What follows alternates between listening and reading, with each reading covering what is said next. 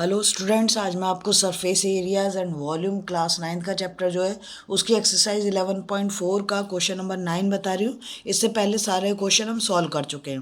देखो क्वेश्चन में क्या दे रखा है, 27 solid iron sphere each of radius R and surface area S are melted to form a sphere with surface areas S dash.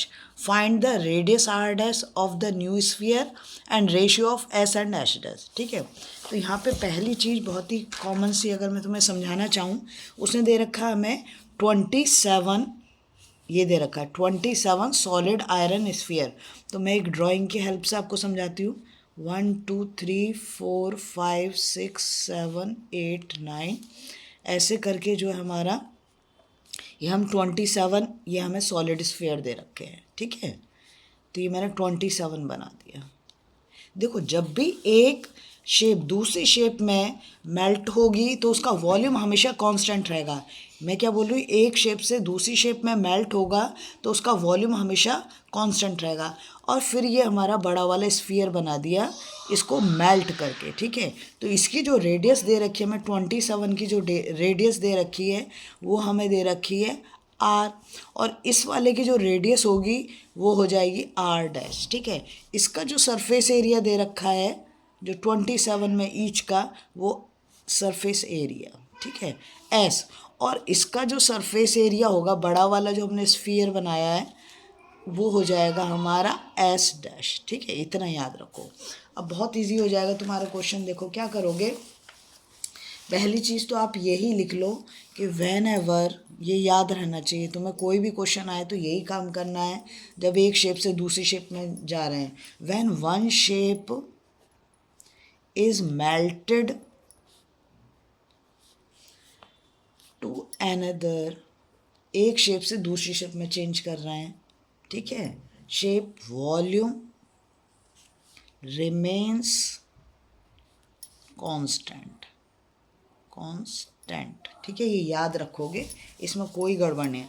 अब लिखो volume of 27 sphere of radius, radius जरूर mention कर दो क्योंकि दोनों के रेडियस क्या हो जाएंगे, चेंज हो जाएंगे, is equal to volume of, ये जो यहाँ पे लिखा है इसी को फॉर्मूले के फॉर्म में लिख रहे हैं, वॉल्यूम ऑफ बिग, ये बड़ा बना दिया 27 को मेल्ट करके, बिग स्फीयर ऑफ रेडियस, यहाँ पर रेडियस हमारा चेंज हो जाता है, यहाँ पे आर था, यहाँ पे क्या हो जाता है आर डैश। ठीक है, अब फॉर्मूले के फॉर्म में लिखेंगे तो 27 इंटू जो वॉल्यूम ऑफ स्फीयर है उसका फॉर्मूला क्या होता है, 4/3 पाई आर क्यूब, ये हमारा फॉर्मूला होता है। क्योंकि ये 27 है इसलिए इसको मैंने 27 से मल्टीप्लाई करा। अब हम जाते हैं बड़े वाले पे, तो उसका फॉर्मूला क्या होगा, 4/3 पाई आर क्यूब, लेकिन आर यहाँ पर क्या है आर डैश, तो उसे मैं ब्रैकेट में कर देती हूँ are dash cube.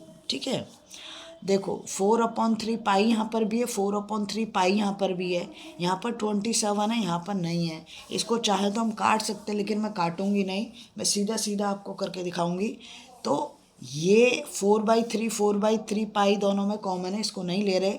27 are cube लिया मैंने, 27 आर क्यूब, ये 4/3 पाई यहाँ पर भी है, 4/3 पाई यहाँ पर भी है, इसलिए मैं इसे नहीं लिख रही हूँ।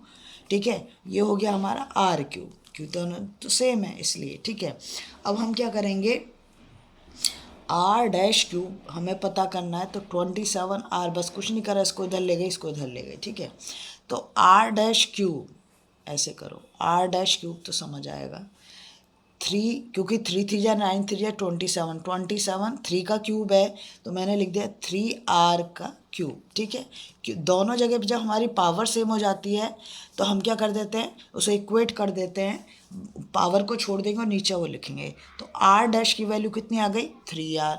एक तो हमसे यही पूछा था, फर्स्ट में तो हमसे यही बात पूछी थी। ठीक है, तो हमने आर डैश निकाल दिया, मतलब जो बिग स्फीयर है उसका हमने रेडियस निकाल दिया, radius of the new sphere हो गया हमारा 3r। करेक्ट। अब हम जाएंगे सेकंड बिट पे, तो सेकंड बिट में हमसे क्या बोल रहा है, रेशियो ऑफ सरफेस एरिया पूछ रहा है। ठीक है, तो एस जो है, एस हमने माना था किसका, मतलब दे रखा उसमें surface area of sphere with radius वहाँ पर आर है, छोटे वाले जो है, ठीक है, विद रेडियस लिख दो, रेडियस आर, ठीक है।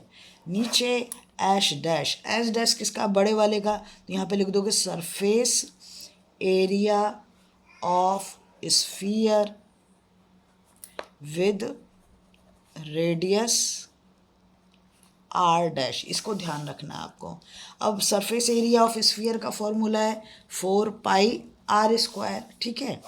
तो दूसरा एस डैश का क्या हो गया, वो भी 4π, सिर्फ आर अलग है तो आर डैश स्क्वायर, क्लियर। देखो 4π से तो 4π कैंसिल आउट हो गया, तो क्या बच गया, r² अपॉन आर डैश का स्क्वायर बचा हमारे पास, और r² तो ऐसे ही, और r डैश अभी हमने निकाला यहाँ पर, कितना निकाला, 3r निकाला, तो इसकी जगह पे मैं इसकी वैल्यू प्लेस कर दूंगी 3r का स्क्वायर। जब हम इसे करेंगे तो r² और ये 3 3 जा 9 r² से तो r² कट गया, ये हो गया 1 अपॉन 9। तो हमारा जो रेशो निकल के आ रहा है, रेशो क्या निकल के आ रहा है दोनों सरफेस एरियाज का, वो आ रहा 1:9, और यही हमारा आंसर है। अगर आपको वीडियो पसंद आ रही है प्लीज़ लाइक शेयर सब्सक्राइब करते हैं, फॉलो जरूर कर दें।